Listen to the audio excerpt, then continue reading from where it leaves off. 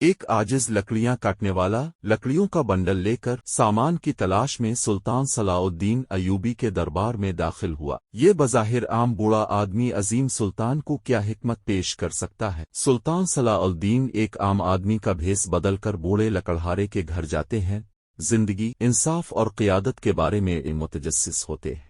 लकड़ी काटने वाला सुल्तान के अंदरूनी दायरे में आने वाली धोखाधड़ी के बारे में एक खुफिया इंतबा के साथ अदालत में हाजिर होता है। जब सुल्तान सलाउद्दीन अयूबी को एक जंगी कैदी की किस्मत के बारे में एक मुश्किल फैसले का सामना करना पड़ता है, तो बूढ़ा लकड़हारा अपने माजी की एक कहानी के साथ आगे बढ़ता है जो सुल्तान के नुक्ता नज़र को बदल देती है। पुराने लकड़हारे के अजीम हिकमत के दावे को जांचने के लिए सुल्तान सलाउद्दीन अयूबी ने फलसफियाना पहेलियों का एक सिलसिला खड़ा किया। जबरदस्त कशमकश के वक्त लकड़हारे सुल्तान को एक सादा, हाथ से बनाया हुआ तोहफा पेश करता है। सलाउद्दीन को बहुत कम एहसास है तोहफे में एक राज है जो जंग का रुख मोड़ सकता है। एक सफर के दौरान अपने वफ्द से अलग होने के बाद सुल्तान सलाउद्दीन खुद को लकड़ी काटने वाले की सोहबत में पाता है। सुल्तान के दरबार के अरकान लकड़ी काटने वाले की मौजूदगी का मजाक उड़ाते हैं। सुल्तान सलाउद्दीन इसका दिफा करते हुए अदालत को गैर मुतवक्के जगहों पर पाई जाने वाली हिकमत की कदर की याद दिलाते हैं। लकड़हारा सलाउद्दीन अयूबी के दरबार में हाजिर हुआ और कहने लगा,